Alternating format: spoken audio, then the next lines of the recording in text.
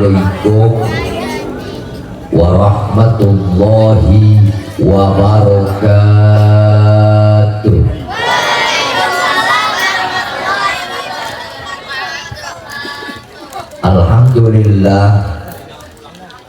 Alhamdulillahilladzi arsala rasulahu bil huda wa dinil haq liyudhhirahu 'ala dini kullihi wa kafa billahi syahida.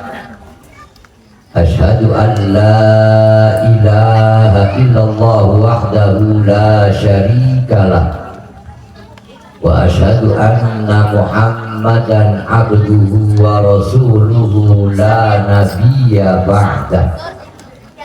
Allahumma salli wa sallim ala sayyidina Muhammadin wa ala alihi wa ashabihi wa azwajihi wa dhurriyyatihi ajma'in, amma ba'du. Faqad qala Allah ta'ala fil Qur'anil Karim wa huwa asdaqul qailin. A'udzu billahi minasy syaithanir rajim. Bismillahirrahmanirrahim.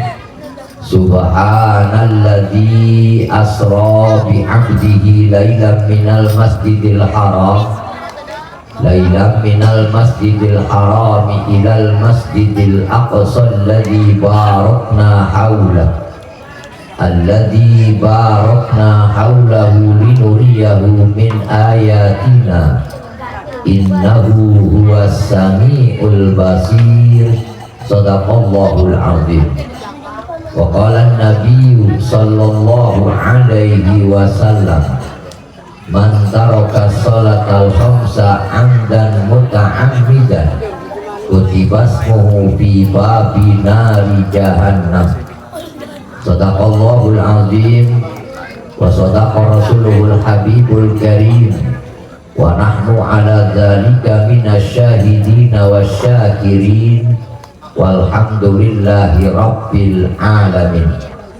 Hadratul mukarramin, para kiai dan para kesepuhan, alim ulama, tokoh masyarakat lingkungan Rum Gria Sakinah, juga selingkungan sedesa Pematang. Mudah-mudahan para kiai, para sepuh, tokoh masyarakat senantiasa diberikan barokah dan umur yang panjang oleh Allah Subhanahu wa Ta'ala. Tak lupa pula yang sangat saya muliakan Bapak Kepala Desa beserta jajaran, Ketua MUI Kecamatan Keragilan, juga yang sangat saya muliakan Babin Kamtibmas, juga Babin Mas atau Babinsa. Juga mudah-mudahan beliau semua mendapatkan rahmat barokah hidayah dari Allah Subhanahu wa Ta'ala.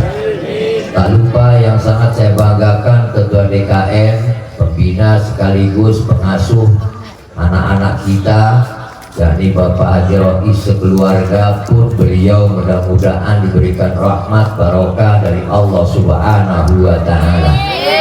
Bapak-bapak, ibu-ibu hadirin jamaah yang sangat saya muliakan, juga panitia penyelenggara, pembawa acara yang berbahagia, tim Hadroh Junior. Mudah-mudahan dengan lantunan nada irama islami, insya Allah anak-anak kita ini Allah jadikan anak-anak masa depannya penuh dengan kebahagiaan. Juga yang sangat saya muliakan tukang foto di kampung miskin. Mudah-mudahan beliau juga pun mendapatkan rahmat. Tolong motornya serata bener Pak Kumis ya, bukan dasar atau bawah. Bapak Ibu hadirin jamaah yang berbahagia, dalam kesempatan malam ini atas izin kudrah iradah kehendak Allah, kita bisa berkumpul bersama dalam rangka perayaan Hari Besar Islam.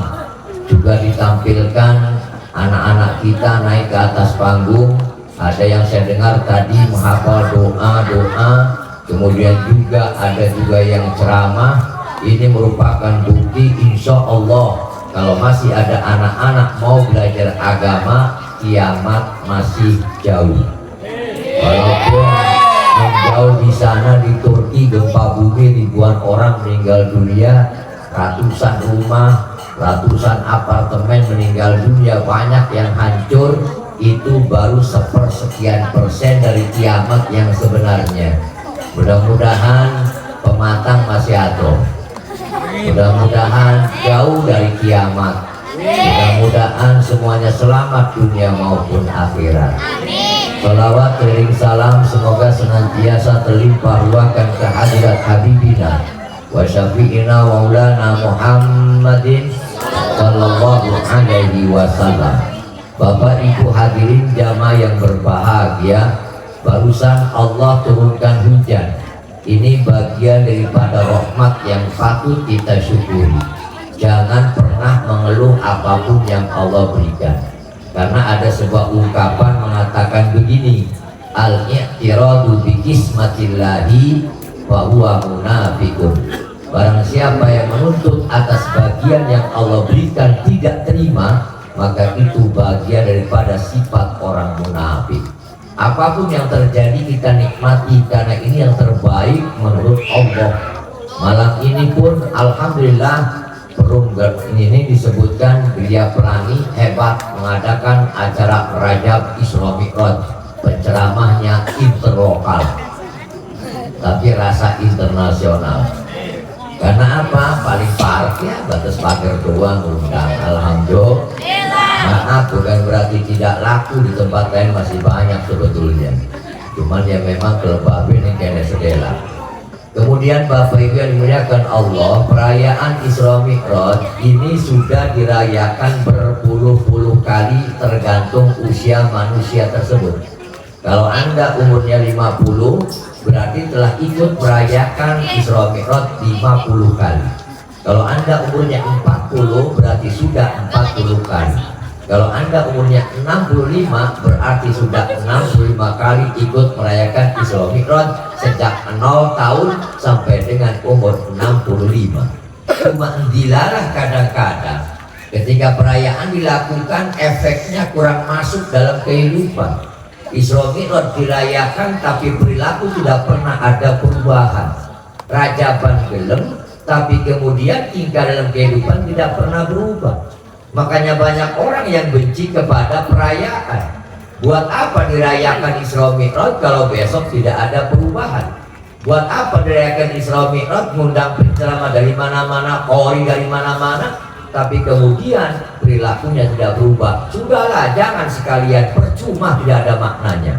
Saya bilang maaf, pengajian pasti ada manfaatnya walaupun tidak 100%. Minimal silaturahim, saling ketemu, minimal saling mendoakan. Berarti perayaan yang bernuansakan agama pasti punya manfaat, termasuk malam ini. Walaupun mungkin tidak 100% diserap oleh yang hadir, tapi minimal gara-gara ada Isra Mi'raj, masyarakat di sini insaf semalam. Kan lumayan. Yang dia biasa pakai kerudung, tahu modalnya. Sering lewat pakai legging. Cuman ya pura-pura nggak lihat aja, saya pribadi nggak dilihat lewat, sayang dilihat haram. Ujungnya lihat saja sambil istighfar. Jadi ini Bapak Ibu yang dimuliakan Allah, saya tidak bahas panjang lebar tentang Isra Mi'raj. Akan saya bagi 3 macam. 1 qoblal Isra, yang kedua indal Isra, yang ketiga ba'dal Isra. Sebelum terjadinya Isra Mi'raj ada apa? Ketika Isra Mi'raj Nabi bagaimana? Setelah Isra Mi'raj apa yang didapatkan? Sebelum Isra Allah kasih ujian. Allah memberikan ujian kepada Nabi kita Nabi Muhammad sallallahu alaihi wasallam. Sebelum diangkat ke langit, sebelum di Isra Mi'rajkan, Rasul diberikan ujian dulu. Ini sebagai pertanda buat kita, kalau ketika kita diberikan ujian, hakikatnya kalau sabar dan lulus ujian, insya Allah akan diangkat derajatnya oleh Allah Subhanahu wa Ta'ala. Jangan pernah menyalahkan siapapun ketika kita menemukan kesulitan. Pulang dari sini, contoh ada orang buang kulit pisang di jalan, kita nginjek, pleset, tibok dabu. Jangan nyalahkan yang buang kulit pisang, tapi belajar menyalahkan diri sendiri, kelemen kita meleng. orang melek bakal kaedek. Ini kadang-kadang ketika kena musibah injak kulit pisang jatuh, woi sumpah serapah metu kabur, gedemit disebut di Aceh, setan bebongkong kuntilanak kurang ajar segala macam. Itu tabiat yang demikian, bukan tabiat orang Islam. Kenapa? Ketika kita diberikan musibah, jangan pernah salahkan siapapun, tapi belajar menyalahkan diri sendiri. Nabi Muhammad SAW ketika diberikan ujian oleh Allah, orang yang dicintai meninggal dunia, yang mencintai beliau pun meninggal dunia. Siapa gerangan? Orang terdekat beliau. Yang pertama Siti Khadijah. Siti Khadijah berumur 40 tahun ketika dinikahi oleh Nabi, yang kala itu Nabi berusia 25 tahun. Siti Khadijah ketika itu sudah 2 kali menikah dan punya 2 anak. Sementara Nabi masih perjaka. Maka kalau lalagaan yang pondok sok ngomong makenen, bagusnya mengawin randa, dapat tulis sunnah. Jadi bapak-bapak wis kagol premen ditegus keliwat berat besok cari. Artinya kenapa ibu bapak Siti Khadijah wafat Nabi sedih, wajar. Hartanya banyak, saudagar kaya, pedagang hebat, hartanya melimpah, ternaknya ribuan ekor, orangnya cantik, manis, kemudian taat ke suami luar biasa, mengorbankan semua harta untuk suami. Meninggal dunia, suaminya sedih, wajar. Model kita, rabinya mati, nyengir. Kang jadi kakak rabinya mati, kok boleh nonggo, itu serong tahu. Gerimpah ya, mereka mati wingi, itu kurang ajar telanang itu. Nah Siti Khadijah meninggal dunia, orang pertama kali yang masuk Islam perempuan itu Siti Khadijah. Pendamping Rasul sebagai istri, sebagai sahabat. Ini Nabi Muhammad SAW sedih ketika ditinggalkan wafat oleh Siti Khadijah. Hartanya banyak, 60.000 ekor unta dijual semua. Duitnya nekakan laki kamu perjuangan agama. Mestinya ibu pun begitu, punya emas kasih suami, punya duit serahkan suami. Yang cari duit perempuan, suaminya nganggur, contoh gaji perempuan kasih ke suami semua. Ini wahai suamiku, gajiku 1 bulan 10 juta, terserah engkau deh. Insya Allah lakinya berak gitu. Alhamdulillah dia waras sih ini. Saya aja 1 juta be, 5 juta kanggo kakang. Jadi kira ini kan gak apa 5 juta nih kan kanggo ngawin wong sebelah. Alhamdulillah ya be. Ini Siti Khadijah yang kemudian Abi Thalib yang kedua. Diberikan ujian dulu oleh Allah. Kita pun begitu, hamba Allah, umat Nabi. Kalau diberikan ujian oleh Allah, apapun ujiannya, yang namanya ujian itu tidak selalu yang sakit, tidak selalu yang kekurangan. Bahkan orang yang sukses pun itu biangnya ujian. Lagi miskin nongkrong di masjid, wisugi nongkrong di tempat sejen. Waktu miskin nongkrongnya kadang-kadang di panti asuhan, yatim piatu disantuni, dapat sukses. Wis sukses nongkrong di panti pijat. Beda-beda tempat. Naudzubillah ini. Lagi miskin yang diminum teh manis, wis sugih minuman keras. Mainannya juga jauh kalau sudah kaya, man. Ada jeruk apapun ngedek ke rumah. Nah ini ujian dari Allah, Bapak yang dimuliakan Allah Subhanahu wa Ta'ala. Apapun ujiannya, yang punya ilmu ada ujiannya, jadi pejabat ada ujiannya, jadi polisi ada ujiannya, jadi tentara ada ujiannya, jadi lurah pun ada ujiannya. Semua pasti punya ujian, karena dunia darul mihan, dunia ini tempatnya ujian dari Allah. Ibu-ibu mungkin mikir nih cari kiai malah ujian, dia lulus baik terus baik. Sama bu, kan enak dia pak kiai menceramah, berangkat ngomong assalamualaikum cair. Nggak selalu begitu bos. Gue pernah diceramah kejeblok. Tapi tolong jangan bilang siapa-siapa, ini rahasia di antara kita. Pernah saya ceramah bulan Muharram tahun baru Islam di satu kampung yang tidak saya sebutkan namanya, kode etik dunia persilatan untuk itu rahasia. Begitu ceramah di tempat itu, ternyata kiai kampung di situ sering bagi-bagi doa-doa yang difotokopi 2 lembar 1 jamaah dibagikan. Begitu saya ceramah, selesai ceramah, panitia datangin saya, Pak Kiai terima kasih ya, dikasih candel kebeli dia kantong tuh. Begitu sampai Cimiyong, belok pom bensin, belok mang isi bensin, tak gelem itu amplop ternyata wiridan muharam. Tebel uang 2 lembar kertas HPS. Saya bilang sama sopir nggak jadi deh, kenapa Kang Haji? Para sidalah balik yuk sampai pulang ke rumah. Di rumah ternyata istri siapapun tentu yang ditanyakan hasil perjuangannya. Bapak kerja yang ditanya pasti slip gajinya. Ori pulang ditanya pasti hasilnya, termasuk Haji Munawar ketika pulang sampai rumah, istriku bangun ketika pintu terbuka. Ini kan Haji sambut mantu, iya no, berikut dia hasilnya. Persidak. Memang udan, terus tanggung rubuh. Padahal kalau saya ngomong jujur dikasihnya bukan amplop tapi wiridan muharam, perang badar begini. Nah itu namanya perempuan, mohon maaf ya, siapapun manusianya, yang namanya perempuan tuh begitu, kadang-kadang yang dicari hasilnya, yang dipakai logika, nggak pernah berpikir tentang takdir dan kejadian. Sama seperti Bapak Ibu malam ini, asal daerah masing-masing berkumpul di tempat ini, berarti kita semua satu saudara. Alhamdulillah. Jangan pernah ada istilah pendatang dan pribumi, semua sama di hadapan Allah Subhanahu wa Ta'ala. Ini yang pertama. Kemudian ketika Isra Mi'raj, apa yang Rasul temukan? Banyak hal. Kalau saya sampaikan di sini mungkin agak panjang waktunya, cuma karena malam ini tugas saya di sini sebentar, kemudian ke Walantaka jam 12 saya langsung bertolak ke Bekasi, besok acara jam 9 pagi. Mudah-mudahan diberikan sehat oleh Allah Subhanahu wa Ta'ala. Jadi maklum baik pelurah Rajaban lagi cair kiai ini. Nah ini kiai di bulan Rajab lemu ngedadak itu.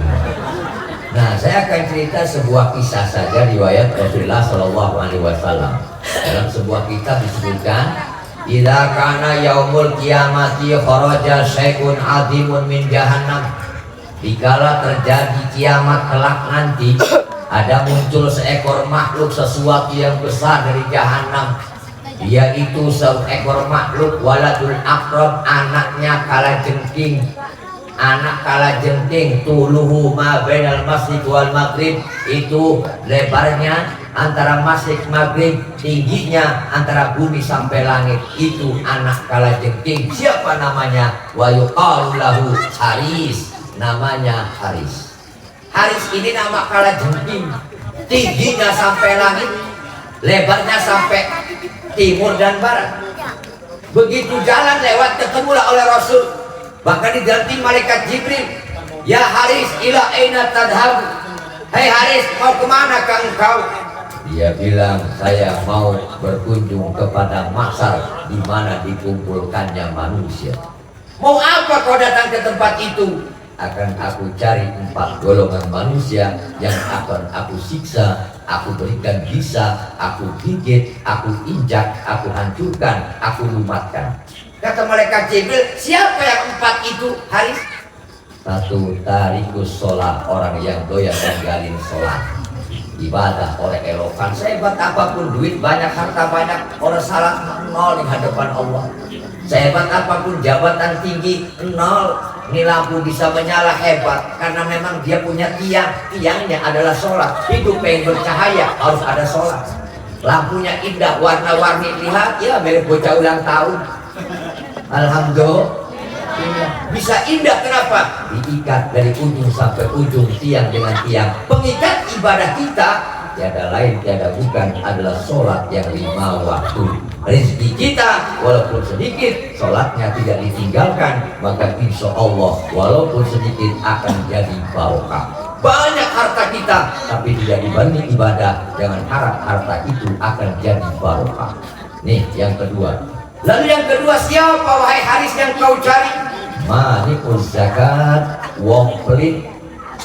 Wong pelit itu susah hilang, emang tabiat karakter. Ngumpul di pos ronda musim ronda. Ya Allah ya Rabb. Rokok dewek itu di kantong, sing ludes nek batur. Iku wong pelit. Dia yang punya, dia mah utuh, tapi yang dihisap punya temen, rokoknya habislah punya teman, dia utuh, pulang sampai rumah nyambung, batur di pos ronda, kelaparan kurang rokok. Itu ciri orang pelit, man. Tapi naudzubillah min dzalik, mohon maaf cerita, kalau saya ceramah di Lampung itu satu jamaah hampir kurang lebih 7.000 8.000 sekabeh nyawer penceramah. Saya pernah ceramah di Lampung 6.000 orang nyawer kabeh, 10.000 20.000 lagi ceramah, muter di sawer Pak Kiai, selawatan dulu, muter pada nyawer. Allah kan dihitung-hitung amplopnya sama saweran 3 kali lipat gede saweran. Waktu itu dapatnya 21 juta. Nah begitu 21 juta saya acara jadi panitia, maaf ya Pak Kiai, itu sawerannya buat masjid aja ya. Saya korban itu sadar mau. Nah ini bagian Allah Subhanahu Wa Taala. Jadi ketika itu orang pelit itu susahnya luar biasa. Al-bakhil qaribun minan nar. Orang pelit itu dekatnya dengan neraka, tapi jauh dari kawan, jauh dari saudara, jauh dari teman. Orang pelit itu jiwanya curiga. Asal anu salam pasti curiga. Assalamualaikum. Takut selalu demikian. Makanya ini yang kedua. Yang ketiga syaribul khamri, orang yang doyan minum minuman keras. Ya Allah ya Rabbi, kita prihatin zaman sekarang di mana-mana ya. Masya Allah, minuman keras bebas, hiburan bebas, semua bebas. Mohon maaf ibu bapak, bukan berarti sok suci gak doyan. Mohon maaf, yuk bareng-bareng kita jaga lingkungan kita. Karena ada riwayat kalau ada orang mampir yang doyan minuman keras, netes aja setetes di tanah pematang, itu Allah hilangkan 40 tahun keberkahan. Ada orang Jakarta lewat Pematang minum netes setetes di tanah Pematang, itu Allah cabut keberkahan 40 tahun. Masyarakat Pematang dihilangkan keberkahannya, dikurangkan keberkahannya. Untung di Pematang setetes melaka. Rompeti. Bu, mohon maaf anak-anak saya bangga ya luar biasa. Bisa hadroh hebat, karena sementara tempat lain tuh generasinya bukan hadroh, generasi lato-lato. Namun dibahasakan di tasik lato-lato ke bahasa Arabi acak-acakan gitu. Lato asluhu lawato, mas dari liwaton, lanang demen lanang. Jadi main lato-lato itu belajar demen lanang pada lanang. Tapi itulah dinamika fenomena daripada lihat handphone pas mending main lato-lato. Dapat jemper sebelah. Kemudian yang selanjutnya yang keempat, siapakah yang dicari oleh Haris? Aqul walidain, orang yang durhaka kepada kedua orang tua. Sehebat apapun kita, semampu apapun kita, sekuat apapun kita, andaikan durhaka kepada kedua orang tua, mohon maaf, kehancuran akan ada di depan mata. Ini ketika Isra Mi'raj terakhir. Ba'dal Isra, apa yang Rasul peroleh? Sholat 5 waktu. Nah, sholat ini Bapak dimuliakan Allah, yang pertama kali dilakukan oleh Nabi itu sholat duhur. Maka di kitab-kitab fikih, dimanapun kitabnya, pasti kalau babnya bab sholat, yang diterangkan awal pasti sholat duhur. Lalu apakah Nabi sebelum Isra Mi'raj sholat? Sholat Pak. Di 5 tempat Rasul sholat waktu sebelum Isra Mi'raj. Dan nabi-nabi sebelumnya, sejak Nabi Adam sampai Nabi Muhammad SAW melakukan sholat. Cuma sholatnya tidak seperti sholat yang kita lakukan sekarang.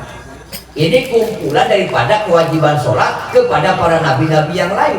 Nabi Yunus alaihissalam, Nabi Adam alaihissalam, Nabi Ibrahim alaihissalam, Nabi Yusuf alaihissalam, semua dari awal sampai akhir para nabi melaksanakan sholat, cuma tidak seperti sholat yang seperti kita lakukan sekarang setelah Isra Mi'raj.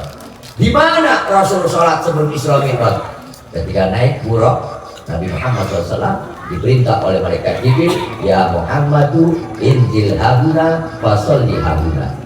Turun di sini lakukan sholat. Berarti itu sebelum menerima perintah sholat sudah melakukan sholat. Di mana pertama tempat? Kata malaikat Jibril, adakah kau tahu itu di mana wahai Muhammad kau sholat tadi? Kata Nabi jawab, la tidak tahu, hanya engkau yang tahu Jibril. Kata Jibril, kau sholat di tempat yang mulia, Yasrib namanya, kalau sekarang Madinatul Munawwarah. Di situ tempat hijrahnya umatmu ketika saat itu nanti pada hijrah ke kota Madinah. Madinah itu Masya Allah Bapak Ibu yang dimuliakan Allah, satu negeri, satu tempat. Seketika Rasul kala itu ada, Madinah sudah kumpul beberapa macam suku, beberapa macam bangsa, Yahudi, Nasrani, semua kumpul di tempat itu. Maka timbullah orang-orang Persia, orang-orang kaya. Mereka menampakkan kekayaannya, menampakkan jabatannya. Maka mereka menggunakan baju sampai dengan menyapu tanah. Bahasa Serangnya, bahasa Pematangnya, kelombro. Orang Persia, pedagang Persia ketika ada di Madinah, orang-orang Nasrani ketika ada di Madinah, itu semua kalau yang kaya pakaiannya sampai memanjang seperti pengantin menyapu tanah. Rasul mengatakan begini, jangan kau panjangkan bajumu sampai menyentuh tanah, agar sifatnya tidak seperti mereka. Bukan berarti lantas kemudian yang tidak sampai tanah merasa baik, yang sampai tanah merasa baik. Jangan saling membanggakan diri pribadi, bukan pakaiannya tapi hatinya. Karena penampilan manusia adalah rekayasa. Bu, apa yang pakai kerudung ini contoh perempuan baik semua? Iya, sosoh deh. Belum tentu lah. Apa yang pakai peci ke wong waras kagak? Belum tentu. Tidak setiap yang pakai peci itu ustad dong pasti. Wong main koprak nggo peci. Ngadu ayam nggo peci. Mabok nggo peci.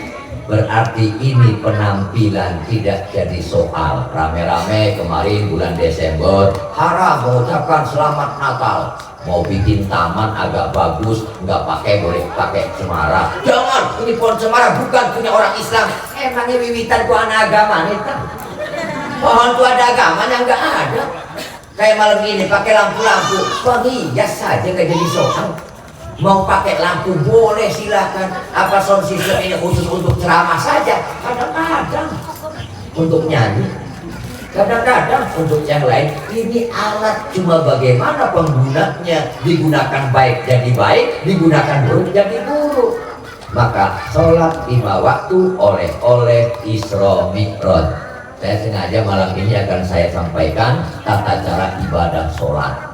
Sholat itu setiap saya lakukan pengajian bahwasanya ada beberapa rukun sholat terbagi menjadi 3.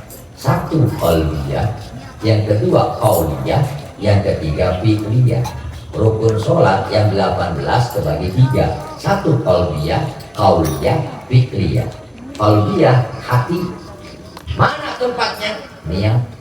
Maka orang ketika sholat yang itu pertama niat, maka takbirnya disebut dengan takbiratul ihram. Takbir yang mengharamkan sesuatu yang sebelum takbir halal, ketika sudah takbir tidak boleh dilakukan, maka disebutnya takbiratul ihram. Kalau dia di hati, mulut bersunnah pak, usolli kusunnah, usolli fardhu jum'ati, usolli fardhu maghribi, usolli fardhu zuhri, usolli fardhu isya'i. Itu melafazkan usolli, hukumnya sunnah. Yang wajib rukun fardu itu dalam hati. Apa menggunakan bahasa Arab, bahasa Jawa, bahasa Sunda, bahasa Medan, Padang, Aceh, Sulawesi, atau bahasa Jepang sekalipun, itu dalam hati yang dihitung niat. Maka tempatnya kata Syekh Nawawi itu ketika perut mengucapkan takbir, tangan mengangkat, maka di situ tempatnya niat sholat. Maka boleh lafaz Allah agak dipanjangkan. Allahu Akbar. Ketika lafaz Allah dipanjangkan, ning ati niat isun salat fardu maghrib 3 rakaat hari dadi makmum karena Allah Ta'ala. Harus keluar suara akbarnya, nggak boleh dipotong. Allah Akbar. Jangan sampai kemudian lafaz Allah alifnya panjang. Allah nggak bisa. Ada yang tengahnya pakai waw, Allahu Akbar. Ada yang baknya panjang, Allah Akbar. Tidak boleh, dan itu tidak sah sholatnya. Bagaimana? Yang sedang Allahu Akbar. Perempuan dan laki-laki posisi takbir berbeda posisi. Laki-laki jempol ujung sampai telinga yang ini ya. Kemudian juga lapak tangan lurus pundak untuk laki-laki, menjegar aja, nginjuk aja sedang. Allah Akbar. Kalau perempuan nggak boleh nyontoh laki-laki walaupun tidak batal. Ada ibu-ibu sholatnya begini, Allahu Akbar, boleh, cuma sebelah pingsan, aroma keluar. Jadi perempuan lebih prihatin, lebih hati-hati. Allah Akbar. Itu lempengan dia. Nah, saya sebutlah kode etik dari direkam. Jadi itu tata cara sholatnya demikian. Kalau ada orang sholat masuk masjid, Allah Akbar, cepet amat, hebat. Kapan tempat niatnya, di mana tempatnya, maka harus disesuaikan. Mulut mengucapkan takbir, Allahu Akbar. Itu tempat niat sholat. Kalian ngaji sholat nih ya. Saya undang pengajiannya ibu-ibu, tolong ngaji kemana-mana. Nggak apa-apa Pak Haji, Pak bawa anak kecil boleh. Silakan duduk, mau di minggu sore ada. Semua tempat di sini ada pengajian. Ikut berbaur, kita semua saudara. Wih aja perumahan, nggak ada istilah begitu. Kita satu agama, satu akidah. Jangan dengan satu agama, beda agama pun nggak jadi soal. Ini kadang-kadang Islamfobia, terlalu membanggakan diri, terlalu paling merasa benar. Tidak boleh umat Islam.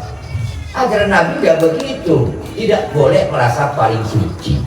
Nah kemudian yang selanjutnya niat takbir, berdiri ngadeg bahasa Serang.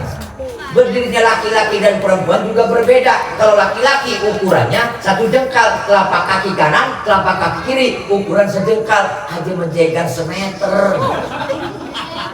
Maaf, ada aturan mainnya. Kalau perempuan telapaknya nempel, tumit belakang ngadu dengan tumit sebelah kiri dan kanan ngadu. Bahkan orang sholat palura, lalu menggoreng sarung, dalamnya tolong pakai pelengkap pelapis dalam celana panjang. Makruh orang sholat nggak pakai baju dalam. Ibu-ibu mau kena di doang. Habis dari kolam masuk ke kamar, anduk doang, masuk mau kena, nggak pakai baju, nggak pakai pelapis lain, itu hukumnya makruh. Kalau sholat begitu, nanti keramik silo. Jadi keramik lah mencorong tuh bocah. Anak-anak bingung, jadi benar ya, kau paham.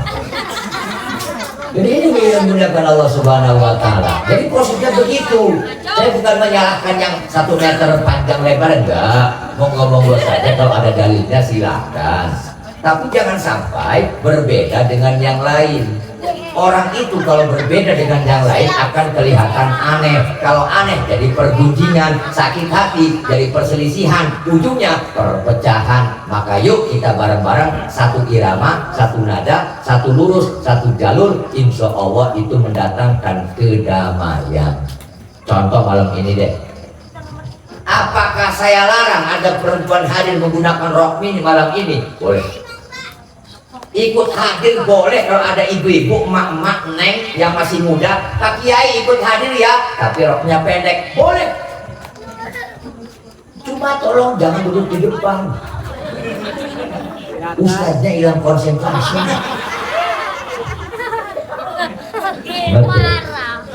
Ini sholat nih, niat takbir ngadeg.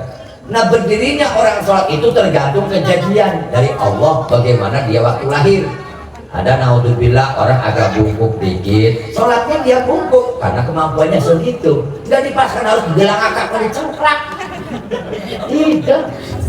Sekebiasanya ukuran orang berjamaah itu, mohon maaf saya sering sampaikan, berjamaah itu aturan mainnya adalah bahu kita sebelah kanan nempel dengan bahu orang yang sebelah kanan, bahu kirinya nempel dengan kita, bukan telapak kaki yang jadi ukuran.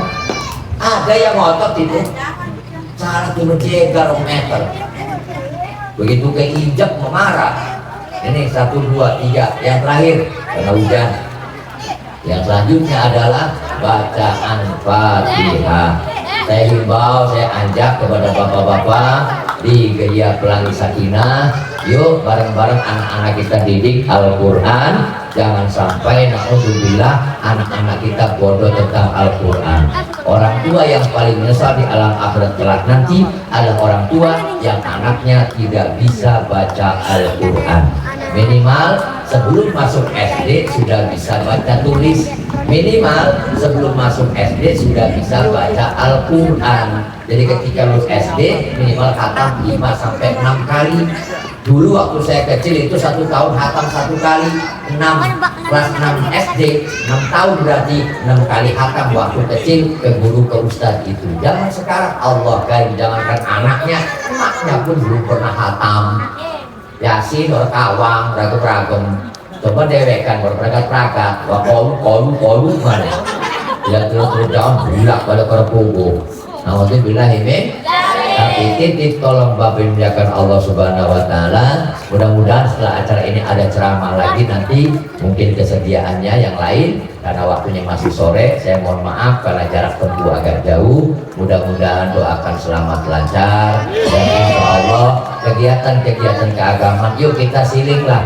Saling dari sini boleh terbuka, pengajian terbuka, ada minggu sore kalau yang kerja, kalau kebetulan Jumatnya libur ada tempat saya Jumat sore, ada tempat-tempat yang lain, kita diskusi, kita sama-sama belajar, bukan merasa paling pintar tapi mudzakarah. Mudah-mudahan apa yang kita lakukan mendatangkan hikmah dan makna yang mendalam. Siap berubah? Ibu-ibu siap berubah akhlaknya? Tiru Siti Khadijah. Siti Khadijah itu kalau Nabi sedang melamun dihibur, kita pun demikian. Laki lemot berlatar rumah, sekali gigirin mula pendas itu. Lamun terpukul-pukul, naudzubillah min dzalik. Saya tidak bisa panjang lebar, kira-kira demikian. Mohon maaf atas segala kesalahan dan kekurangan. Mohon izin, adalah iyyakum ajma'in, usikum wa nafsi bitaqwallah. Wallahu muwaffiq ila aqwamit thoriq. Wassalamualaikum warahmatullahi wabarakatuh.